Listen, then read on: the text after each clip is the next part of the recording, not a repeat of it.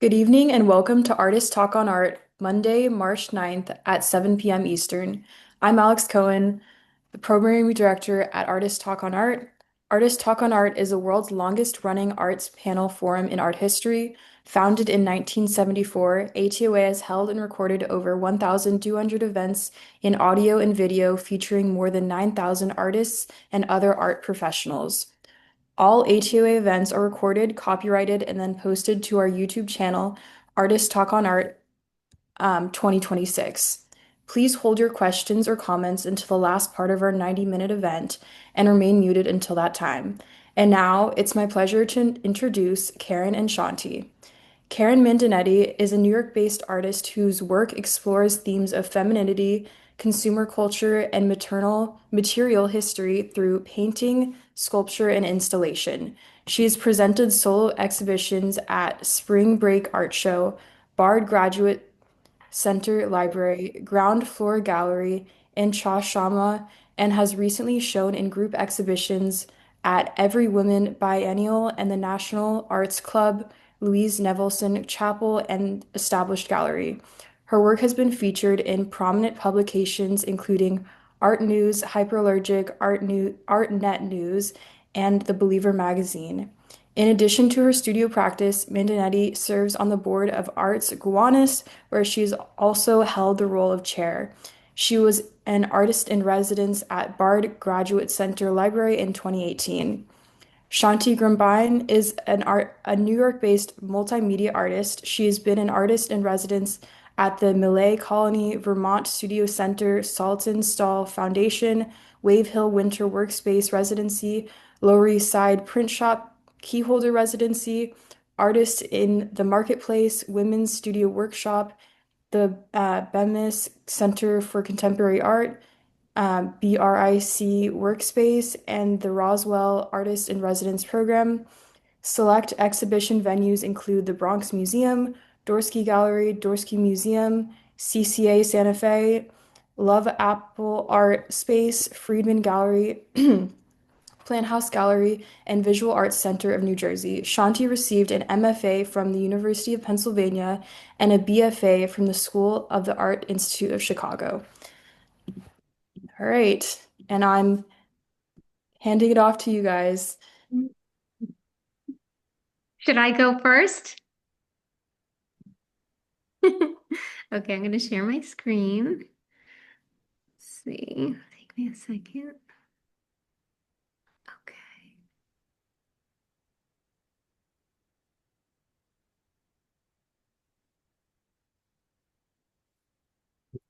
Okay, how does that look? All Right. right. Um, Thanks so much to everyone for coming, for Alex and Doug and Artist Talk on Art. Um, I know they've been around now for 52 years since I was founded the same year that they were in 1974. I'm so excited to be in conversation with Shanti. I admired her work for so long, and we have a lot of crossover between things we explore between objects, materials, fragments of culture, and how they accrue meaning through like care and repetition and changing their contexts. So for me, I explore the visual language of consumer culture, products, packaging, and advertising to examine how ideals around femininity, beauty, and perfection are constructed, sold, and then like just recycled over time. Even though we think we kind of have like moved on, it seems like this same message is just repackaged in another way. So my work plays with the contradictions embedded in the messages, like the allure of it, the absurdity of it, very often the nostalgia, and then like making a critique on it. I really consider myself a conceptual artist because I first come across something that kind of like sparks the idea. Then I figure out more on how I'm going to, what's my message, how am I going to communicate it, and then what kind of materials I will actually use to do it. So whether it's drawing, painting, or sculpture or collage, I'm always reimagining something about like everyday objects or ephemera to highlight what they reveal about our cultural values.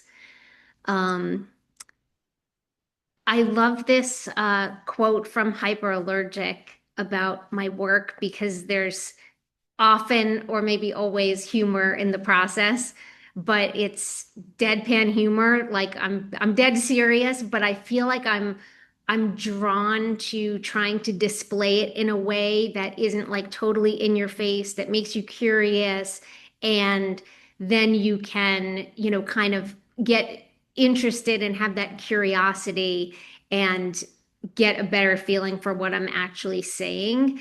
Um, I feel like it's like the same thing as advertising, the difference between like what is on the surface of what we're being sold and then what we actually end up buying into and like what the real message is. So I feel like I really try to reframe the artifacts, the ads, whatever it is, something that's been thrown away and encourage people to take a closer look. So I love when people see my work and they like first like come up and they're kind of like, and then I hear them laugh. That feels like a success. So for this talk, I'm going to take a closer look just in a few of my series of work that I feel like really have an affinity with Shanti's. And the first one are these packaged curves, which are um, a project I did of slipcast porcelain. Prior to this, I had been doing a lot of observing of beauty products themselves, like the names, like the funny names that they have of lipsticks or nail polishes, and like inferences that could be made through the packaging or the advertising. But with this project, I really got curious about the forms themselves. Like, was there something about these like everyday things that were in my medicine cabinet that were like conveying something to me? And was it like something feminine or masculine? And, something that I could kind of just consider generic. I feel like I'm hearing somebody. Am I? Yeah, I think if someone could put Phyllis on mute. Thank you. Ah, thanks. Um, yeah, in the end, I feel like I was kind of surprised by these objects when I stripped everything away. So I learned the process of slip casting in order to really just highlight the shape of the products I was using. And they ended up being so feminine and human-like. Like for example, this was a L'Oreal eye makeup remover that I was using at the time. And I'm going to show you some behind the scenes of the process behind the work. So like you can see it here. It was just like, something from the pharmacy. And I, went through the process of like making a clay mold to make a plaster mold to put the object inside and slip cast with porcelain. So you can see here it being demolded and then it coming out on the right. And like I have to sand it down and clean it up and everything, but like you can see it's capturing like all of the details. So for example, like this item that's in the middle is a Lancome toner. And so it has like this delicate embossing of a flower that's part of their logo. You could see like the labeling and things. So like every little thing was captured.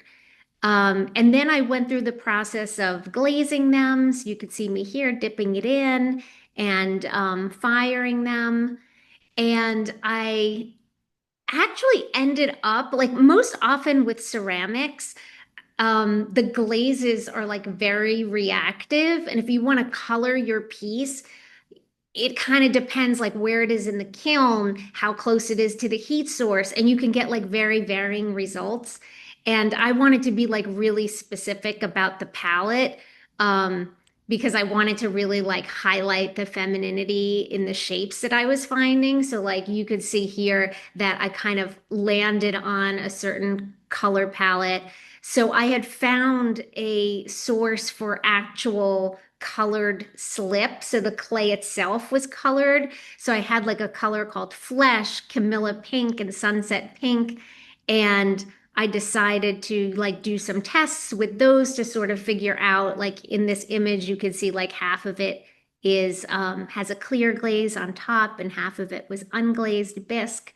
So I really wanted that control over it to get across my message. And then here are some other examples. This was a Q-Tex Advanced Revival Nail Polish Remover. And I mean, this is like a 199 product, and it's gorgeous. Like it's kind of amazing how like beautiful it is and like how considered it is and like the proportions of it. Um, and they're all like around actual size. When you go through the firing process, it gets like a tiny bit smaller, but it's like the final piece is like this is about 7 inches tall. This is an example of the Lancome toner that I was using, and you could see some of the details on that. These are a grouping of a serum, perfume, a cream, and a Aveda tinted moisturizer. I think on this one, probably everyone can recognize that the one on the left is a lipstick. It's a Clinique different lipstick that I think that has been around a long time. And other serums and creams. And this is like a little stack of Neal's Yard Frankincense Nourishing Cream and my Kiehl's Olive Fruit Oil Deeply Reparative Hair Pack. And these are some installation shots of exhibitions that they were in. In 2018, I had an artist residency with the Bard Graduate Center Library. And I was able to research for a period of time and then put together this exhibition that was based on the research I was finding. And you could see on the left, there's like these little cubbies that I was able to make an installation in. And I ended up using these objects as part of the installation. It was really about like the idea of beauty products and the promises that they make in this almost religious kind of overtone that the language has. And so I thought these were like the perfect sort of like icons to worship. And behind them are these advertisements that I got from old magazines. And that series was about gold leafing the elements in each of the advertisements I found with I decided to like gold leaf all the things that seemed feminine about them and then just cut off the rest of the advertising. So there was just like this very, again, like sort of otherworldly, spiritual, like transformative kind of imagery. Here's a close up of one of these. It was an ad for lovable spandex girdles. And it's just like so striking and moody. And here was one for Yardley, English lavender soap and perfume. And the tagline on it was the freshest, youngest feeling in the world. And I feel like the imagery is just so perfect. um, and another piece that was in that show, showing some more contemporary products, which is where I started thinking about the religious overtones, was this big scroll drawing with some gold leafing and collage elements on it. And these showed like actual product names of things that are like were in the marketplace. So like Miracle Water and Capturing Youth and Hope in a Jar. And I was really exploring all of those things in that show. And then this was another show the following year at Floor Gallery in Brooklyn. It was a solo exhibition called Message in a Bottle. And I turned the gallery space into like a subversive beauty boutique. So everything had like these sort of like altered versions of cosmetics and advertising and signage. And this was another way that I displayed these just like on these little gold shelves. And this sort of shows the a broader view of the gallery. And I had like some of them in front to sort of like look like products when you looked in the window. It's like the perfect space for something like this because it was just like a ground floor space that could have totally been a boutique. And then this is the last installation shot I'm going to show. This was my solo at the Spring Break Art Show in 2019, curated by Marley Hammer and Lisa Worth. It was called No More Lip Service. And again, it was like a sort of like a take on a beauty boutique in a way. We collaboratively like came together and decided to do this really cool artist multiple of an actual lipstick, a gold lipstick. And so the whole idea was like you would like try it on at the little vanity and take your selfie. So that was a super fun one. And the other series of work I want to talk about is what I'm currently working on. And in this series called Empty Vessels, I am recreating historically accurate product labels on discarded glass and sometimes plastic bottles, but mostly glass that I've collected at Dead Horse Bay Beach in Brooklyn, New York. And shout out to Leah, who's on the call, who goes there with me. Um, and if you don't know, I mean, it seems like a lot of artists have like heard about Dead Horse Bay. People collect, all sorts of little like sea glass and weird things and, photograph what they find. If you don't know what it is going out to sort of Far Rockaway here. Um, it is this beach that was built up in the 1950s. So this was like all marshy land, and urban planner Robert Moses filled in this land to build Floyd Bennett Field. So it's literally a time capsule of like the late 1940s and early 1950s because all of this was used to, create the land as Battery Park City and like other places have been, but this wasn't properly capped. So the beach is just full of just glass bottles, which is why it's called Glass Bottle Beach. So you're just like stepping over them and they're everywhere. And uh it's just it's an amazing thing. And I think when I first started going there, I thought that it was like stuff washing up on the shore. But like you can see me here, like picking something out of the earth where it's actually just eroding. So as the beach erodes, like it's just spilling out literally from the earth. Um, so this is an example of like something that I might see. And I, would be like, oh, this is like an interesting shape. Like, what is this? Like, you can see it's got like sand and water in it. And I started to get curious. I was trying to like look for things that maybe looked like consumer products in terms of the size and the scale. Um, and then I take them back to my studio and try to figure out like what could this have been? And so, for example, that thing on the beach was turned out it was a Joy dishwashing detergent.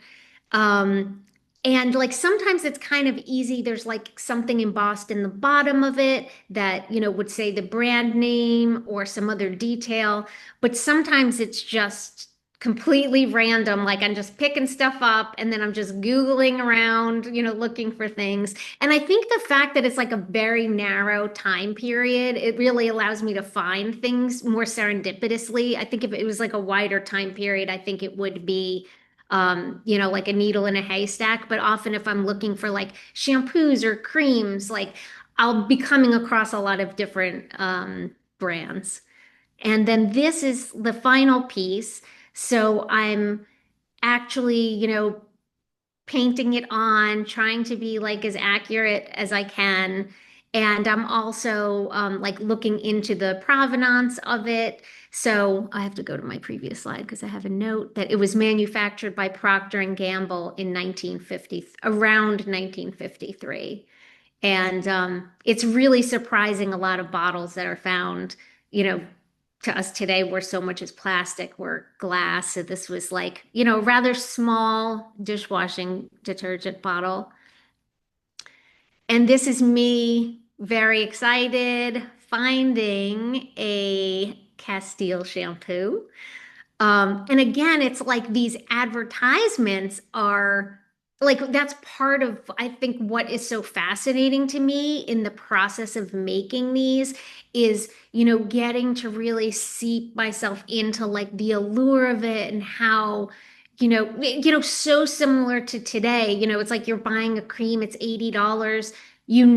It's really not gonna stop you from aging, but it's like you can't resist, but just buy it anyway and like think it's so beautiful. And so I think there's a part of me when I'm restoring them, it's like I want them to like glisten and shine and like, be rescued from this, what's like a terrible ecological situation when you really think about it.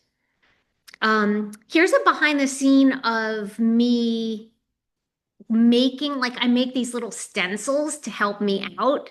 So I'm often like looking for an ad where maybe the product is like straight on, and then I'm also a designer, so I'll like, put it in Illustrator and Adobe and like, make it the size I think I want. Um, and sometimes I'll like edit things off like um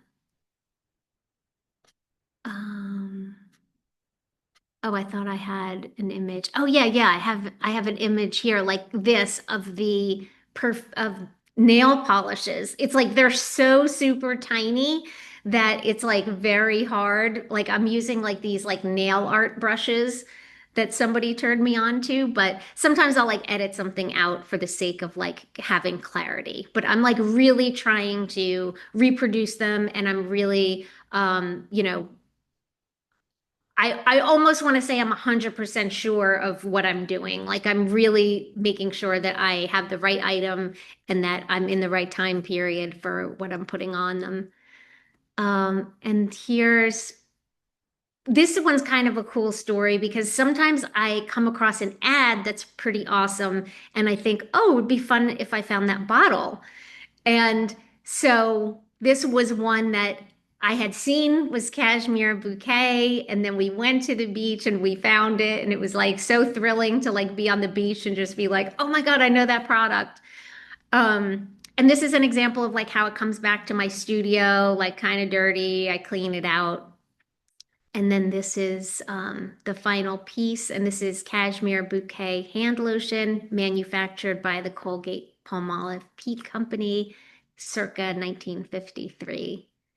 And this is one that was found with the lid, but sometimes we just look for lids, and sometimes like I get to match them up, so that's really fun.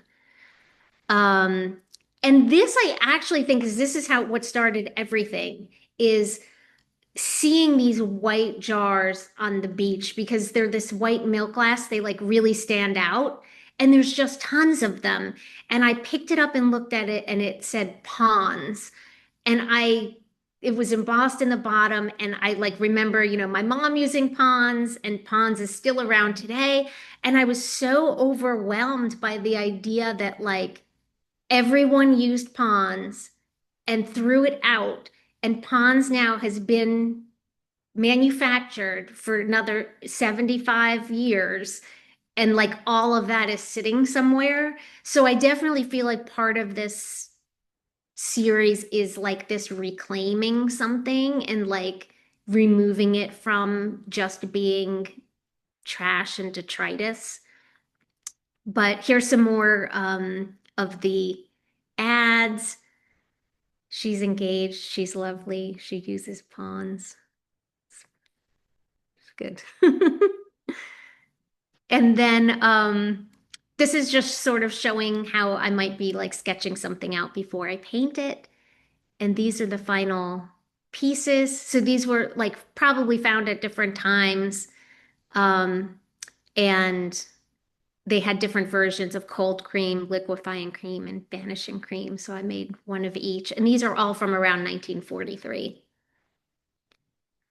People might recognize the Old Spice. This is like very easy to find because the shape is so obvious. And these were manufactured around 1956 and 1958. And then I also would find, sometimes different things from the same brand. Again, at different times, bringing them back to the studio, sort of like seeing what I'm finding and really making sure that I'm like getting the packaging from the era. Sometimes, like for example, this started as the John Woodbury Company, and then they sold to the Andrew Jurgens Company, like maybe 5 years later. So there's like some differences in packaging and things like that that I really take notice to. And here's an installation shot of this work. Um, this was a two-person show last year at Sweet Lorraine Gallery in Brooklyn with a fellow artist, Katerina Jarenik, and she was at the same time making screen printing trash that she was finding. So it was like the perfect pairing for us for this show.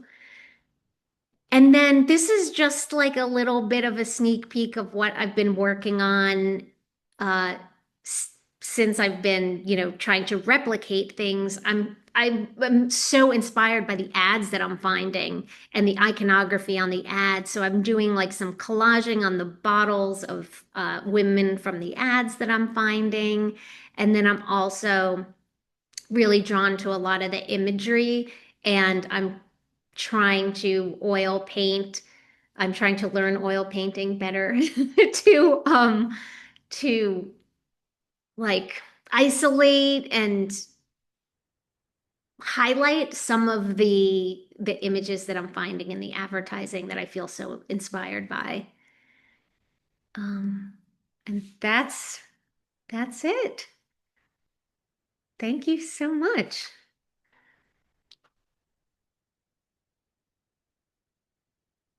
Shanti, you're up. That was really wonderful. Yeah, there's so much overlap. Okay, sorry, let me share my screen.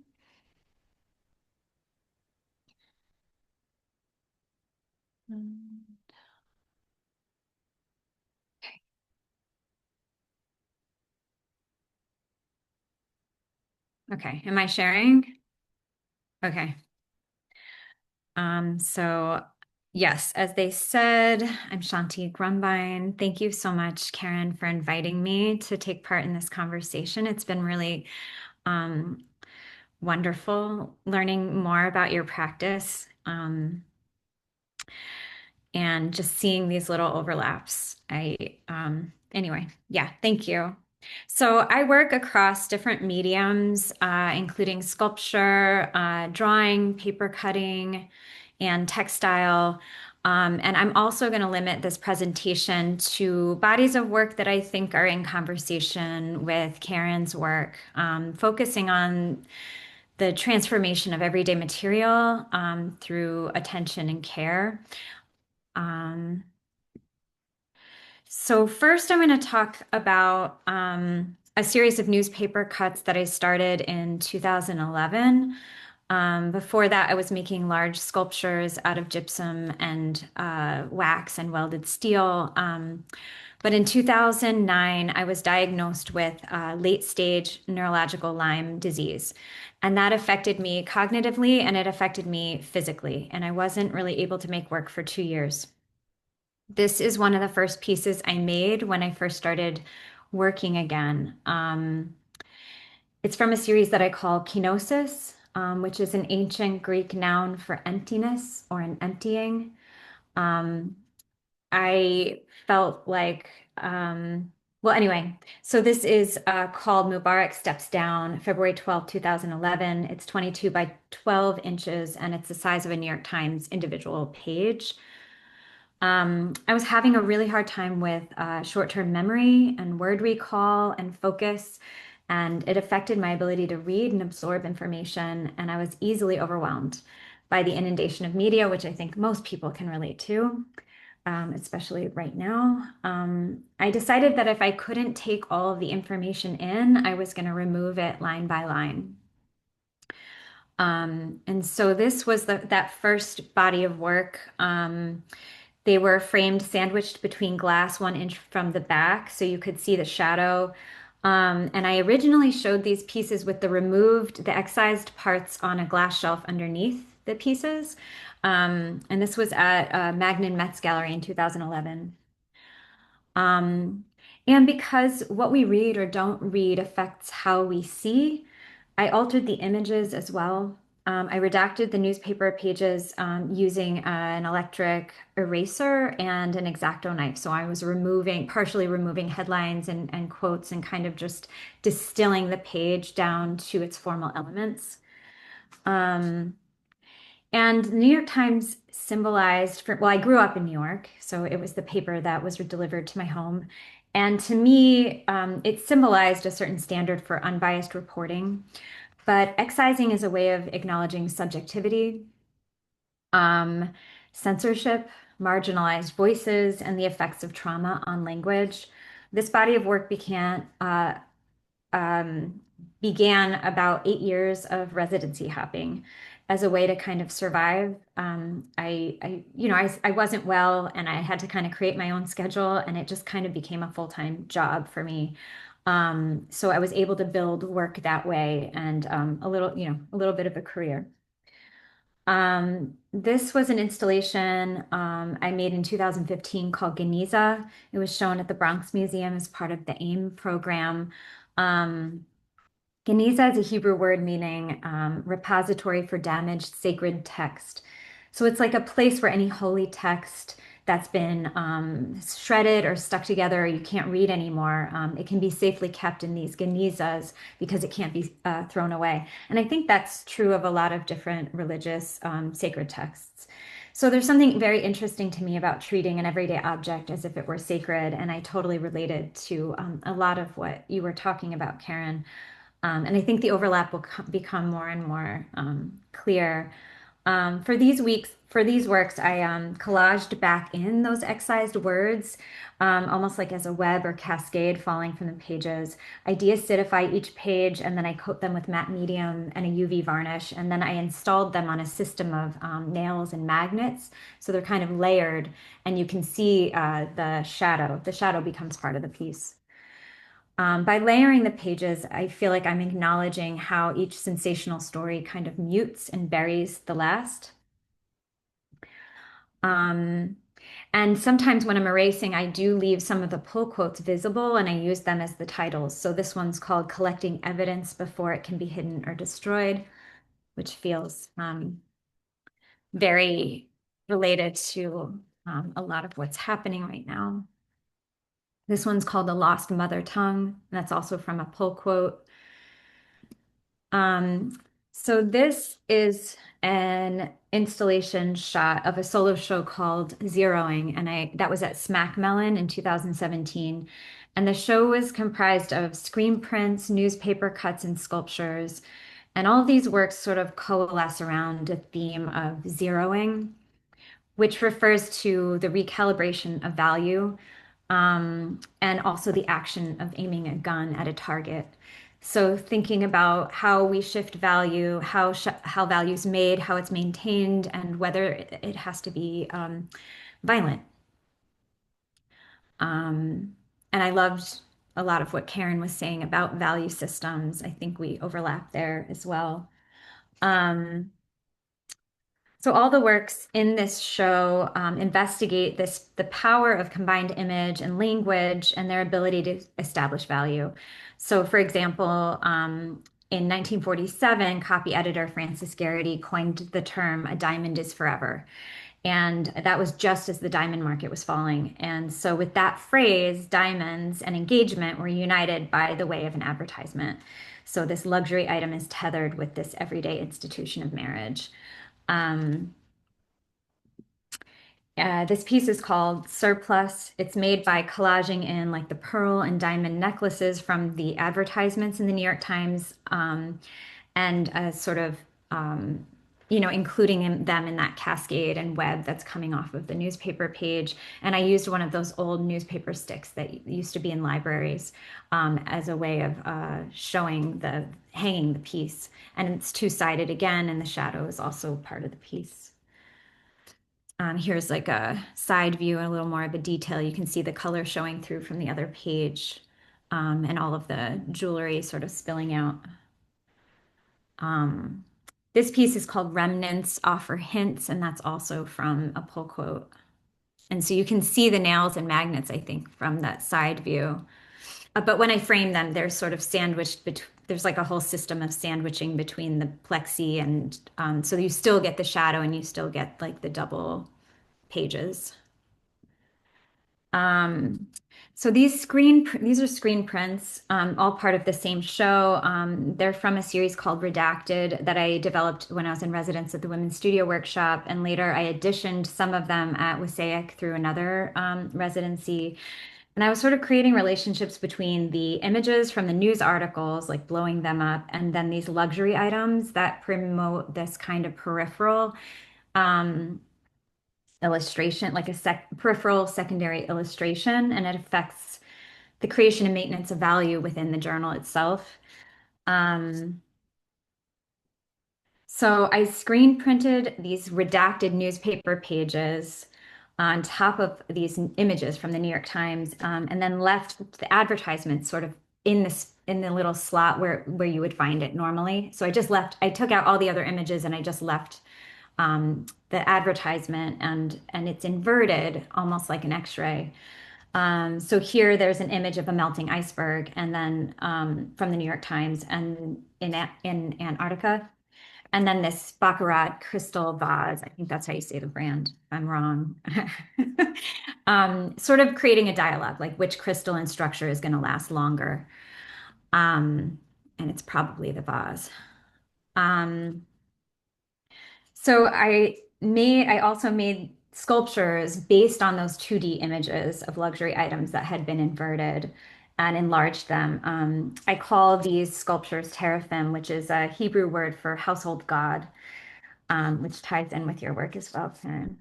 This piece is about 8 inches high. The sculptures are made out of many different materials, including paper clay, epoxy putty, joint compound, milk, paint, all these different materials. But I wish that I had been slip casting them because those are so beautiful.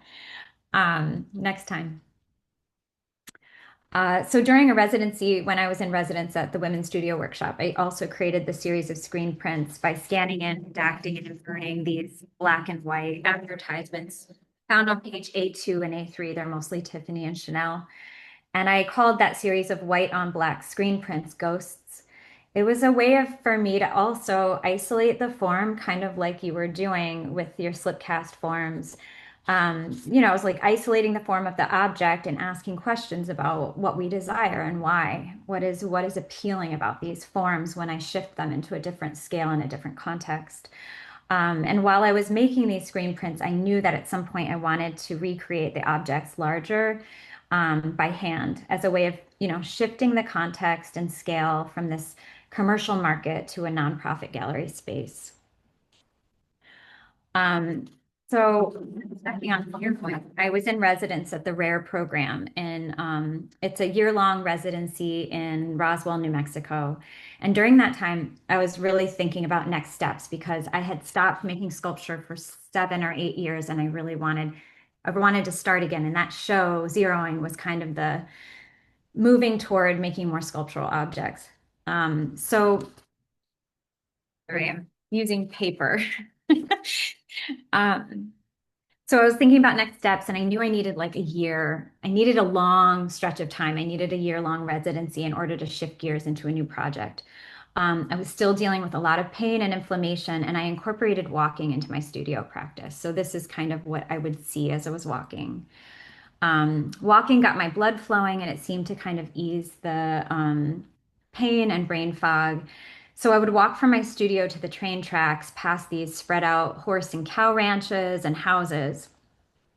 And I started noticing a lot of trash on the side of the road. Little bits of, sometimes things that I could recognize and sometimes not.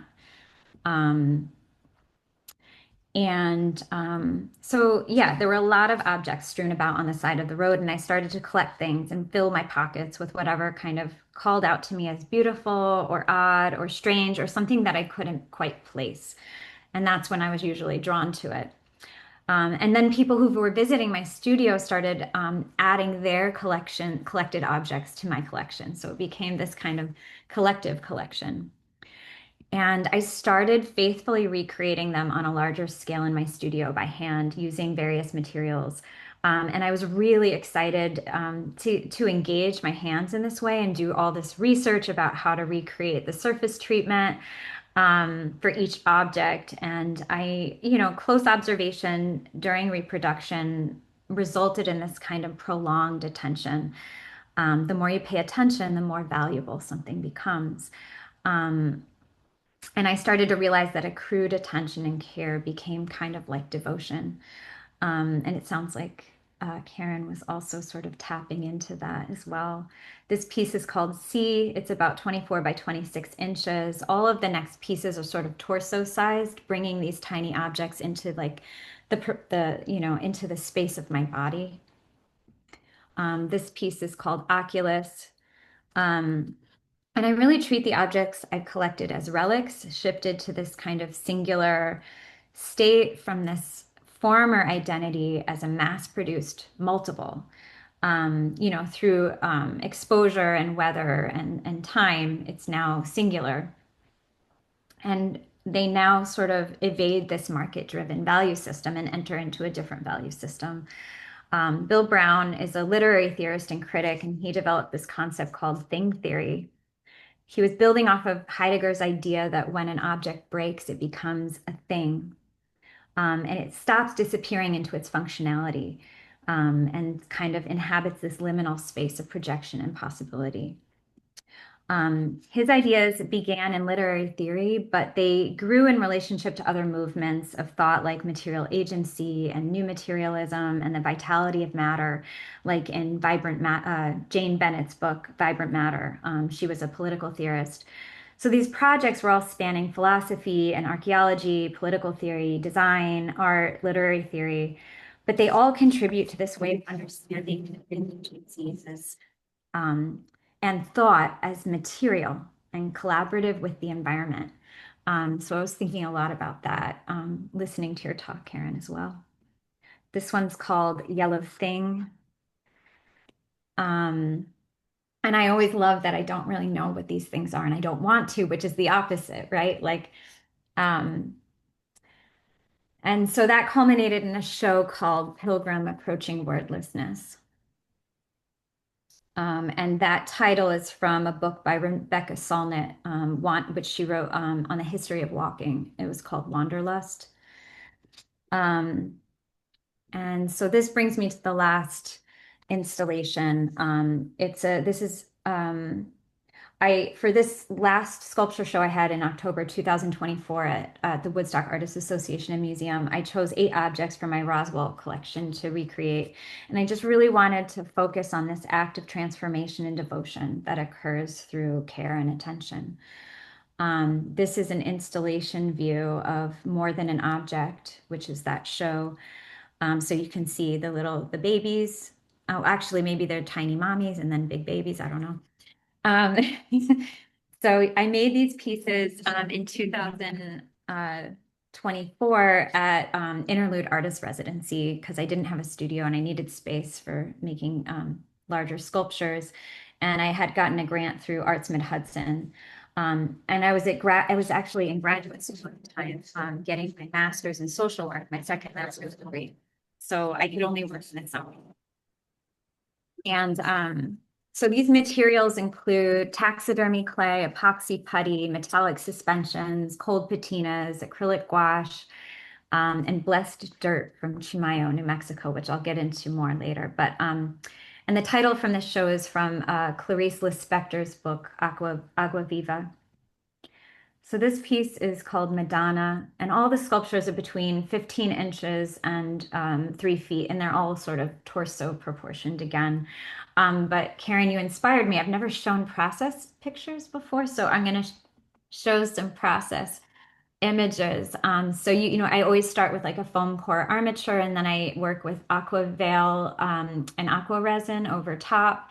And then I have, like for objects that are more plasticky and rigid, I use an epoxy putty. So that's what you see. The gray is me working with epoxy putty based on the little object. So I use a lot of clay tools.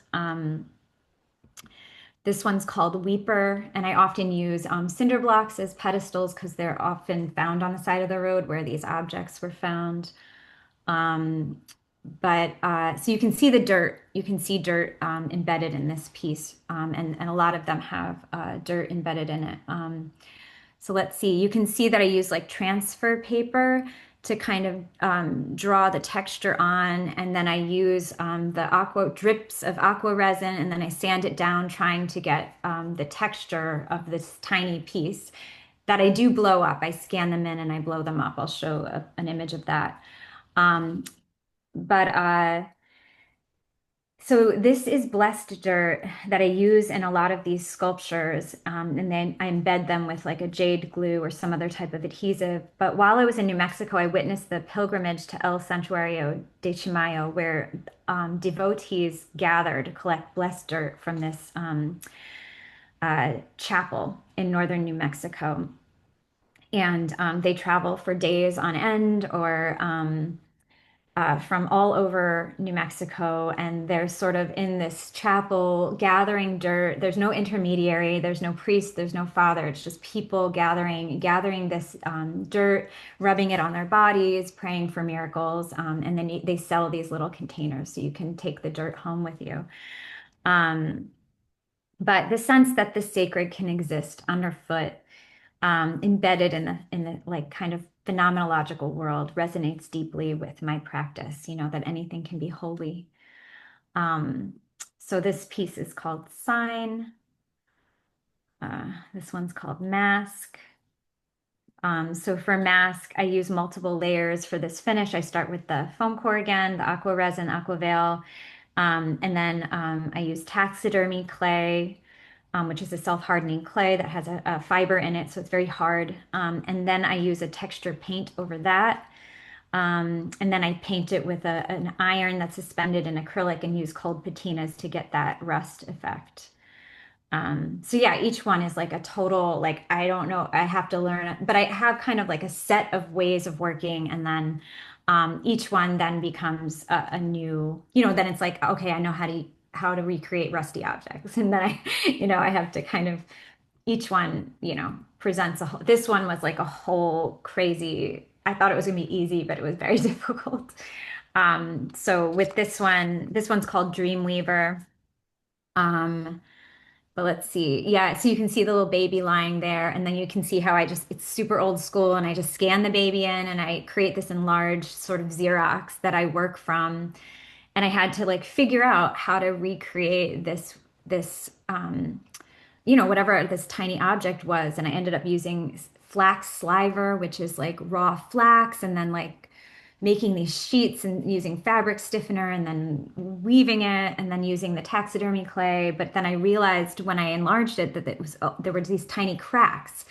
So then I had to do more research, and I found that if you use marble dust with multiple adhesives and pigment, you can create a specific type of crackle. But it was very heat sensitive and it had to be in the summer. It was like a whole crazy thing. Anyway, so each one is like a whole research thing. This one's called Red Thing. This one's called Peel, and that's a whole other crackle adventure.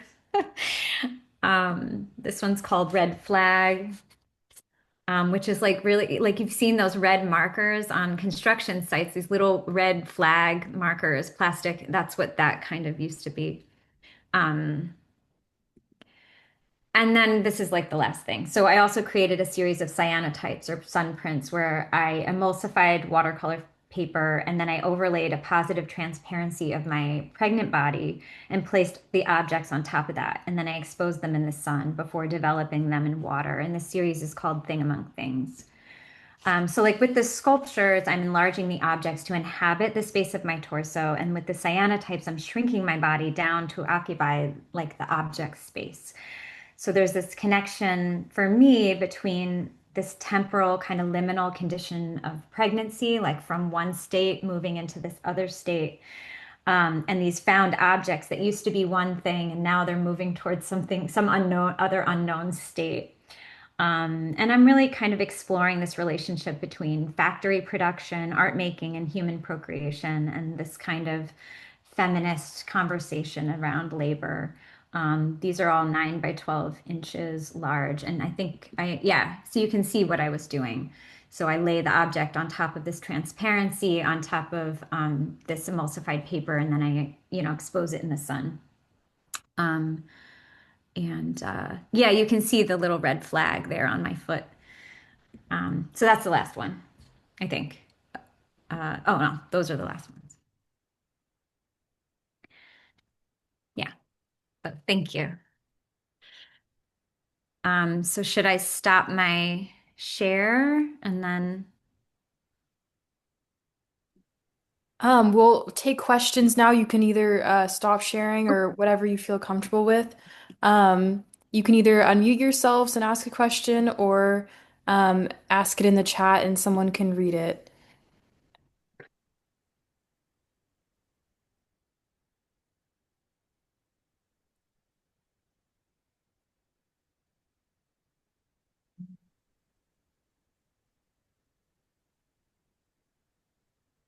I don't see any questions, but I do want to say I'm so glad you showed the behind the scenes of how you make the pieces. That was because of you. I had never thought I'm of that so before. glad because yeah, I it's am gonna, well, this is Babs Reingold. I just wanted to say thank you so much to both of you. Fascinating to learn all of your processes. Um, I really enjoyed all the experimentation to figure out how to make these replicas of work. I myself work with rust and tea and different items, and it was fascinating to see you recreating, Shanti, the specific uh, imitating the rust, not finding an actual piece of rust and imitating it. And I do all kinds of other different things with rust, but uh, so there's really not a question. I just wanted to make a comment that I thoroughly enjoyed learning the process, and also thank you for showing the both of you showing your processes to us. It's always fascinating from one artist to another to learn what somebody else is doing and experimenting with. So thank you. Thank you. I see a question from Natalie. She said, how did you learn how to use all those different types of clay and resin, self-taught? Yeah, lots of phone calls with the complete sculptor. Like so many, so many phone calls with them. And then this other company, I don't even know how I found them when I was trying to figure out that other crackle effect. I was like, people are so amazing. Like it's like a small company, and I would just like, we would do like a Zoom conversation and she would show me different things, and like people really want to share technique. Like people really want to share their businesses, and they want to make themselves available. And yeah, different residencies, talking to different artists on different residencies. The taxidermy clay was when I was in New Mexico. It's from New Mexico clay, and it's the only taxidermy I've found that has like a fiber in it. So it's air dry, but it's got this fiber in it, so it's very strong. Some artist was like doing a kids project with it, but I was like, oh, I want to, that's what I need.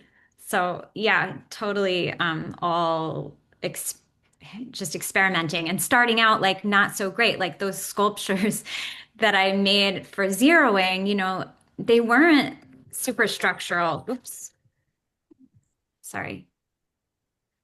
They weren't structural, so I had to learn a lot. Doug Shear here.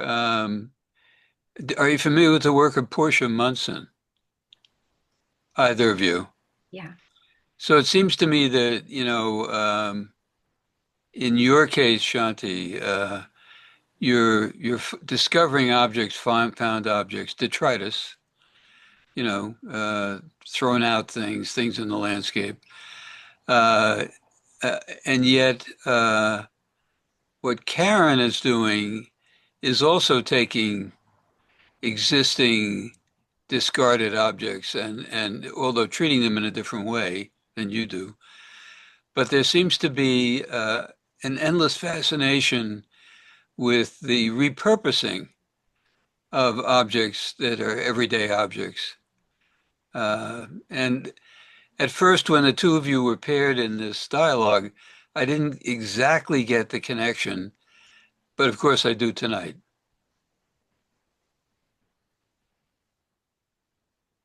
Thank you so much for that thought. It warms my heart. Okay. I I feel like the more that Shanti spoke about her work, the more connections that I was seeing. And I certainly am drawn to Portia Munson's work, but I Uh-huh. really like how you framed that. And I could see like all the angles in and out Hmm. of like working with material that exists, that brings its history Hmm. to the work that we're making, in various ways. Right. Most of the artists that have, over the last, I don't know, 20, 25 years, worked with detritus have been doing it out of more of an environmental consciousness place, most of them.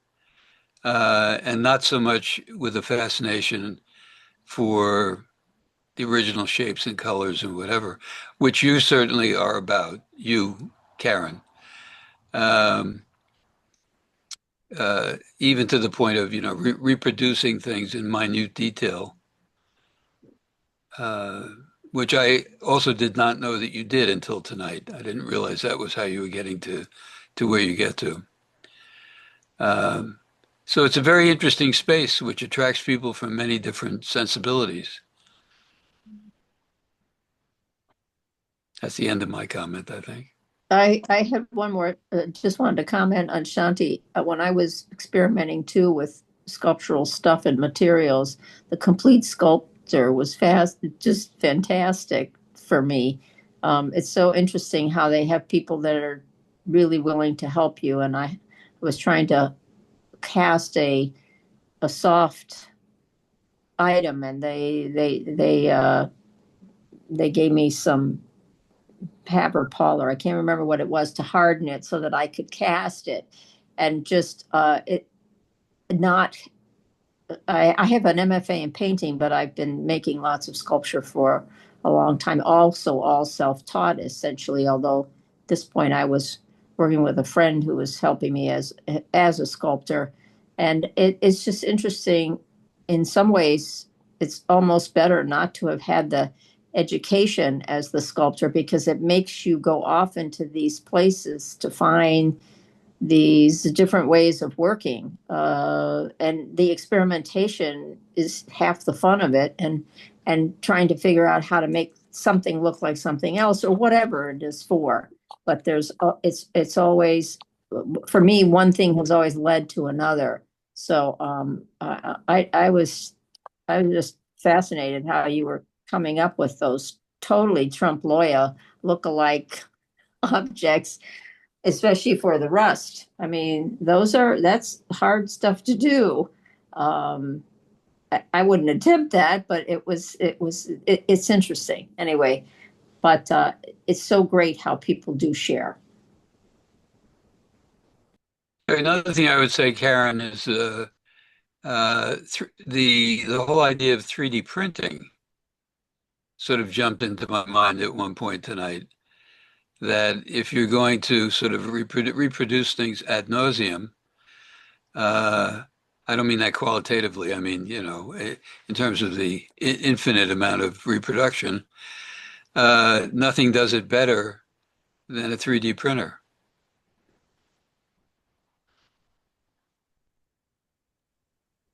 I think that's what's interesting about what you're doing, Karen. It's like you're having to go on this. It's like not, you're kind of doing the opposite, Like all this technology is available, and instead you're wandering through and finding these things that feel so precious because they're from this specific moment in time, and almost like despite the technology, or yeah, I mean, it's interesting to me. Yeah, I do feel like the recovering the peace feels like it has meaning for me. Yeah, it's like this tiny precious gesture, Mhm. because they were mass produced. They were like all over the place. They were in tons of different stores, and now they're just, they've become something else. They become something that you're searching for. I know this Mhm. bottle, or I've seen this advertise, like there's something very precious and beautiful about that. Whereas at one point in time, those mass-produced beauty items were made out of glass, and now they're plastic. And then who knows what's Mhm. gonna happen, it's very interesting. Yeah, I mean, Also through your active reproduction, Yeah.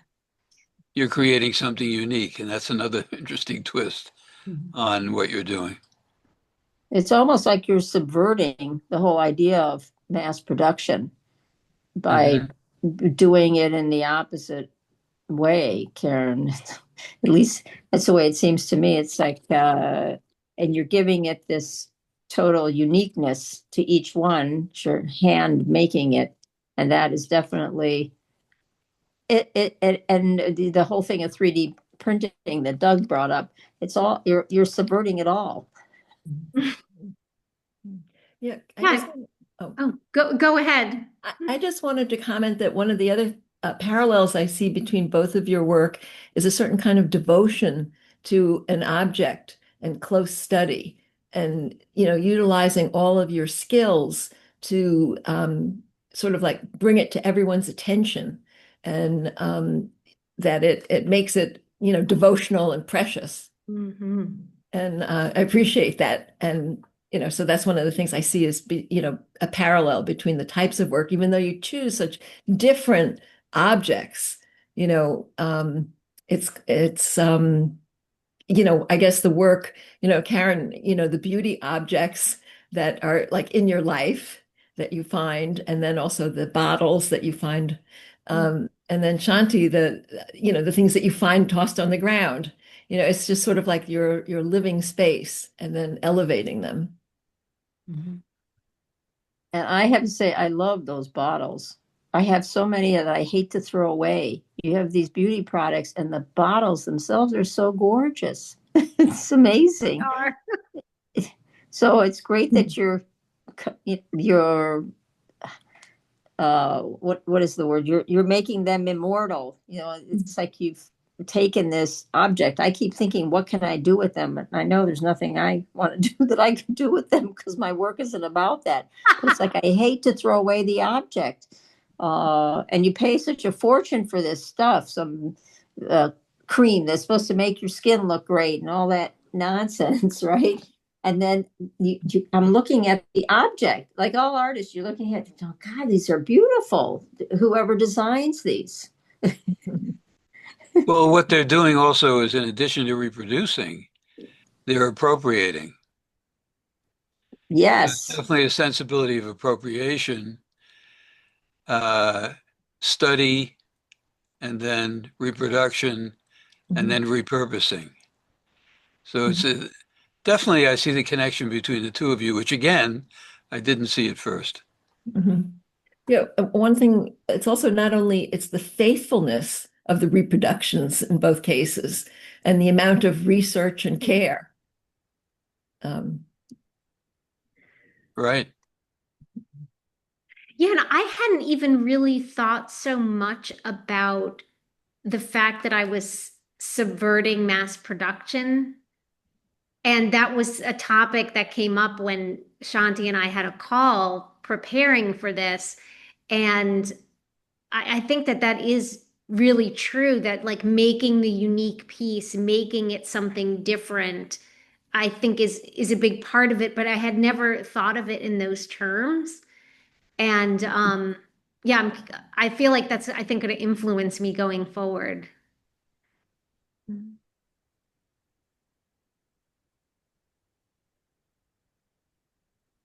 That's what's so much fun about presenting, isn't it?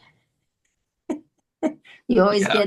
you get some little tidbit that sends you in another uh, path or makes you think about just a different way of looking at it. I mean, it's interesting because Karen, you're trying to restore, like you're finding, like we're both finding objects that have been removed from mass production and that are no longer recognizable as what they were, right? But you're doing the research to figure out what it was and you're trying to return it.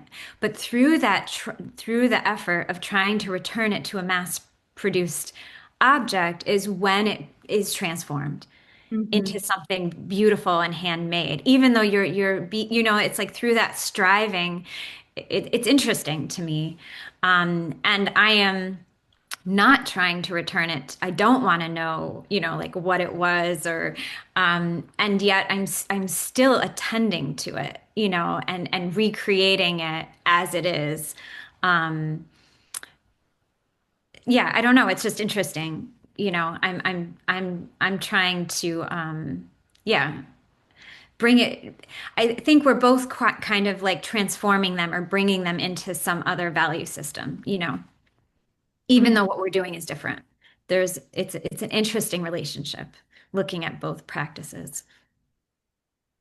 Phyllis makes a interesting comment here in the chat. Mm. Did you see this? Also, both of you share a meditation on chosen objects, which seems both so scientific and religious because of the standards in making devoted likenesses. That's interesting. Yeah. Like idolatry or Yeah, exactly. Yeah. something. Yeah. Yeah. Mm. That's Yeah, interesting. Shanti, how do you choose the objects from your repository My of little your collection. collection? Yeah. Yeah,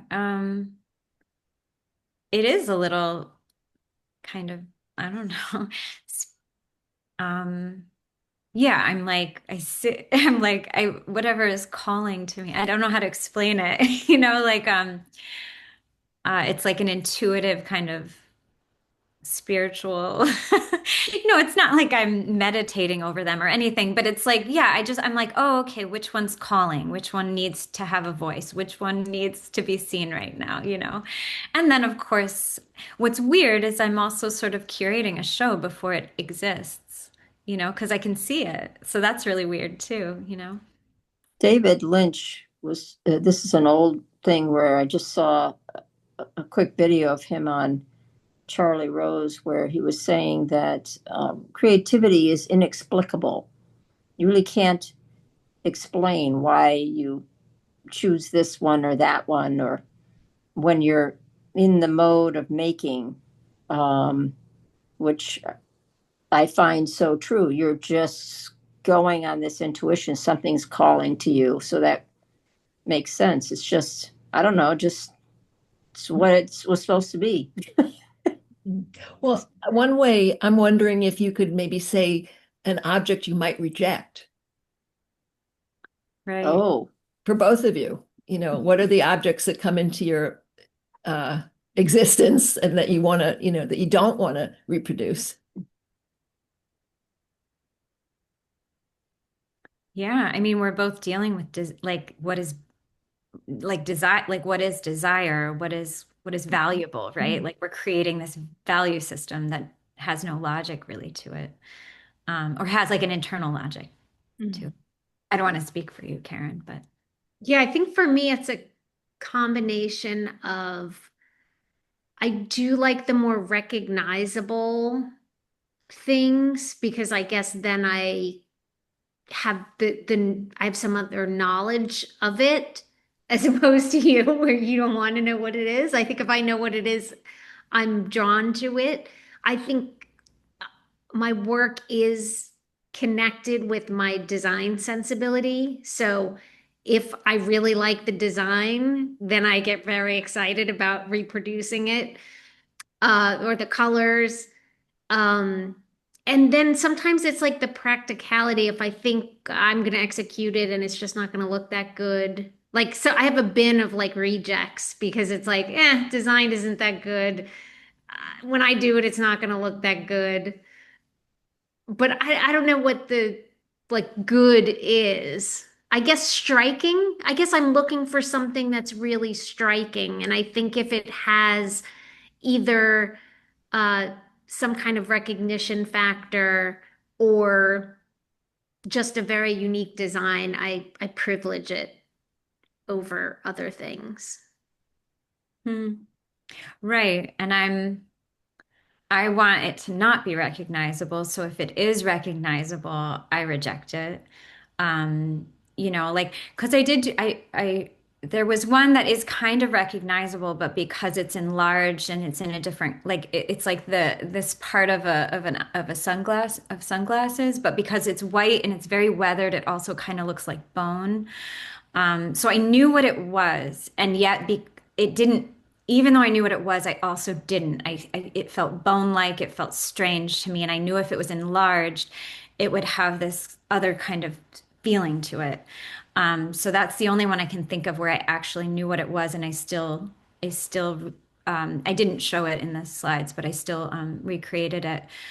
But usually it's like I don't want to know what it is, but I also don't want there has to be, yeah, like the form or the shape of it has to be interesting to me in some way, or the texture of it has to be, or the color, the way that it's weathered, and somehow there's like a patina on it that's striking and changes it from just plastic into something enigmatic, beautiful. I can't place it. Pushing into some other realm. So yeah, of course, I don't know exactly.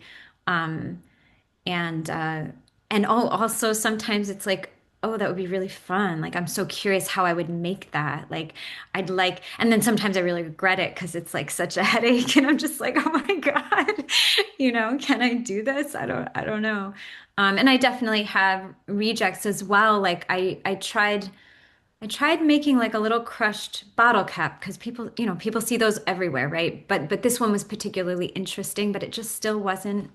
It was still a crushed bottle cap. Mm. And I just, even though I had made the form and everything, I just, I gave up on it because it was just didn't have that strange otherworldly feeling of pointing towards something unknown. Yeah.